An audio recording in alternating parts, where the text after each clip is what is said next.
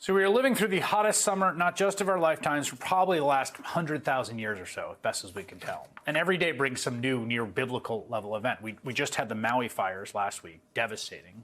People there are currently dealing with the immediate aftermath, trying to recover. They're going to be trying to recover for a long time. And now California is under its first tropical storm watch ever, with a Category 4 hurricane headed towards Los Angeles, of all places, a thing that, in all honesty, I had no idea could happen. In fact, until about 24 hours ago, as someone who, covers this stuff from time to time, it was my strong understanding that there were typhoons in the Pacific that went from east to west and crashed into places like Philippines and Japan, and that there were hurricanes in the Atlantic that also went from east to west and would make landfall in Florida or the Gulf Coast or up the eastern seaboard. I didn't know there was such a thing as a hurricane that could hit Southern California. That appears to be about to happen. Right now, Hurricane Hilary is a Category 4 storm. It's about 300 miles south-southwest of Cabo San Lucas, winds topping out at 130 miles per hour. This is the projected path. It could hit LA sometime on Sunday. The wind speed could hopefully drop below hurricane status. At least that's what we think as of now. Paul Douglas is a senior meteorologist at Predictix, as well as a weather columnist from Minnesota's Star Tribune, and he joins me now. First, I guess, Paul, how is this happening? I'm not wrong that this doesn't generally happen, shouldn't be happening.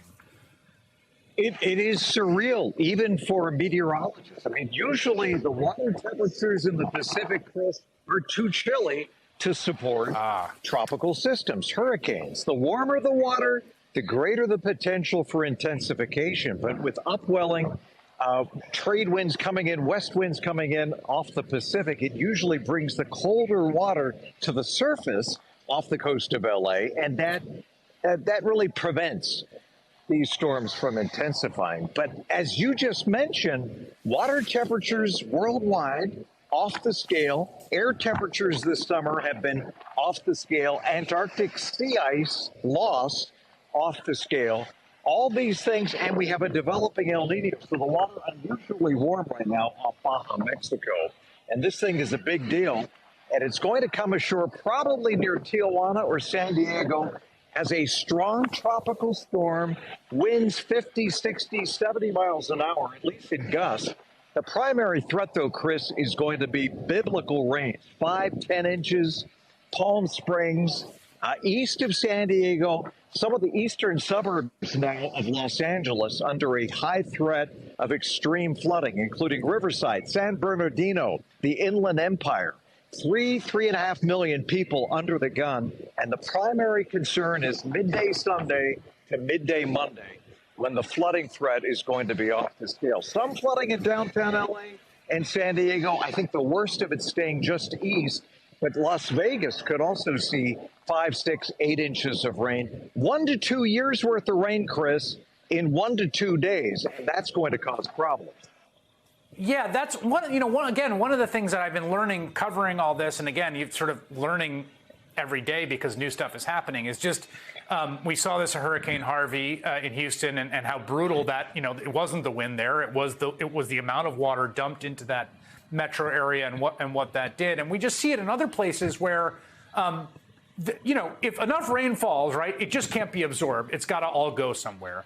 I got to imagine, not an expert on this, but in a place like Death Valley or the desert around the Inland Empire, right, east of LA, that whole strip of what is literal desert, the ground, I mean, I just don't know how does that work? What happens to that environment if you dump 6 inches of water in, 24 hours? It almost immediately runs off. It's not like the nice topsoil we get east of the Rockies. Right. It's very hard, compacted sand, and it doesn't absorb the water, so the water runs off. And I have friends in Palm Springs, the Coachella Valley, the mountains east of San Diego, beautiful area. But again, they are in for some of the worst flooding that area has ever seen. And the storm is lifting northward towards Las Vegas, eventually into Wyoming and Idaho. There could be significant flooding there. But I never thought in a million years, Chris, that the first state to be impacted by a tropical system would not be Florida or Texas or Louisiana. It's California. It's just mind-blowing And I think a lot of meteorologists feel the same way.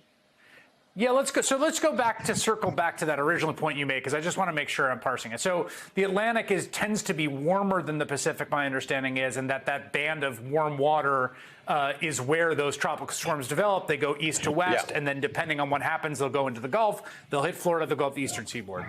The way that water temperatures in the Pacific work and the trade zones work, it just usually isn't hot enough to support the storm. Basically, the heat is what's bringing the energy, and so in this case, we got an ocean that's off the scale. I mean, it's the warmest the world's oceans have ever been, and that's really the root but for cause of why we're getting this.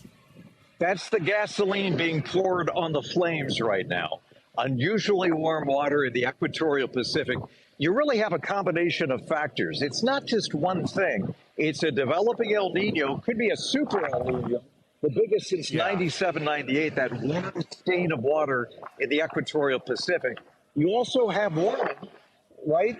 Excess CO2 and methane contributing to the warming. And all of these factors are enabling this storm to become a major hurricane. And it probably is going to strike as a tropical storm, not a hurricane. But this is going to be a big deal for Southern California, possibly right on up to Las Vegas. Again, midday Sunday through midday Monday. A lot of climate scientists, I have to tell you, you've been covering this, Chris.